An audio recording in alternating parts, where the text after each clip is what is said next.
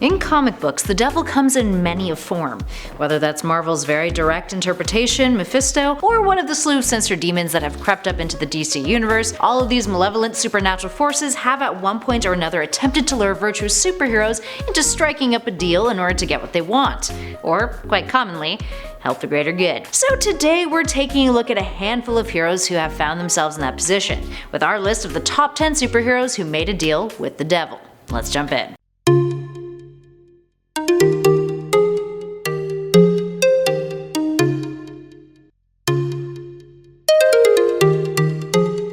And at number 10, Batman. Considering the dark nature of the Caped Crusader, it would be no surprise that Bruce Wayne has found himself staring into the hellish face of a demon from time to time. But the Batman that we're looking at specifically in this number is not Bruce. Oh no, it's his son Damian. Damian Wayne, in a story that dove into an alternate possible future in Batman issue 666, would find himself needing to step up as Batman after his father's death. While Bruce might have been dead, Batman was still needed in Gotham. So the night after Bruce had died, Damian sold his soul to the devil in order to protect Gotham. He proves to be a much more violent Batman than his father and ends up becoming immortal in order to keep Gotham safe forever. In at number 9, Doctor Strange. When it comes to selling one's soul, Doctor Strange ain't no stranger to that. But rather than selling his soul to the likes of Mephisto, Strange has a whole other roster of demons that he can strike up a deal with. Once upon a time, he made a deal with an entity called the Resolute Throne, who, for a fifth of his soul, offered to give him a fifth of the power of a god. So Strange is like, well, what about for my entire soul? This is all for the sake of saving the multiverse from the Beyonders, a higher dimensional alien race. Now the throne has been visited by 3 Sorcerer Supremes in the past, with only Strange leaving it with his life. In addition to that, in World War Hulk, Doctor Strange also made a deal with Zom in an attempt to take out the Hulk, but the demon's powers caused him to lose control and ultimately he was defeated by the Green Monster. In at number 8, Shazam. Back in late 1995, DC had a crossover event called Underworld Unleashed, in which the new ruler of Hell, a demon named Neron, decided to offer up a bunch of villains and superheroes deals in which they'd be given their greatest desires in exchange for their souls, or for doing something that Neron wanted.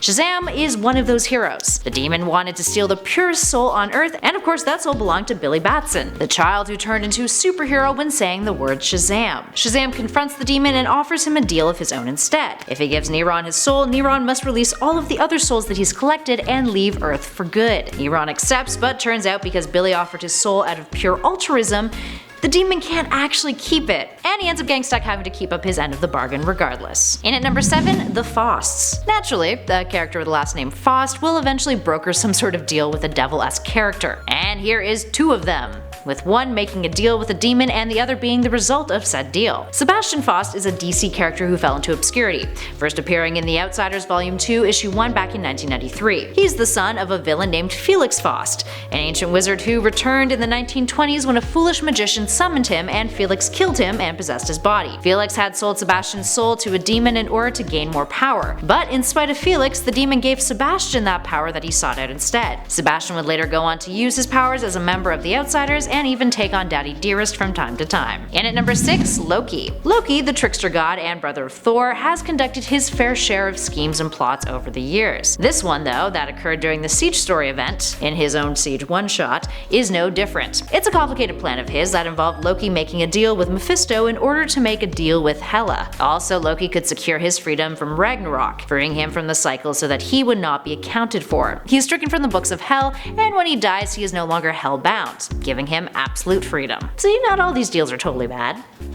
Kind of. In at number 5, Spawn. Al Simmons was a former Marine who worked for the CIA. When questioning the ethics of their mission, Simmons was betrayed by his superiors and his best friend, and ended up in hell thanks to all of the innocent lives that he had taken while working for the government. Tough luck. So what does Simmons do? He makes a deal with Malbolgia, trading his soul to the demon in order to see his wife again. But like most other demons on this list, there is some level of trickery involved. Simmons is sent back to the land of the living, but 5 years later, only to discover that his wife is shacking up with his best friend. That isn't the only thing that's changed. Simmons has been given powers, turning him into Spawn, and he takes a vow to fight both the forces of hell and heaven. Spawn was one of the most beloved anti-heroes of the 90s, having been a bit of a flagship character for Image Comics at the time. In at number 4, Ghost Rider. Johnny Blaze literally got his powers thanks to the devil. or rather, Mephisto. As an orphan, he was adopted by his father's best friend Crash Simpson when his parents passed away. The whole gang were in the stunt daredevil industry. Now things got worse from there. Crash was diagnosed with cancer, so Johnny decides that in order to save him, he'll strike up a deal with Mephisto, selling his soul to the demon. Of course, this backfires big time and Crash ends up dying anyway, shortly afterwards in a stunt gone wrong. When Mephisto comes to collect what he's owed, aka Johnny's soul, he ends up binding his soul to the demon Zarathos, which ultimately turns him into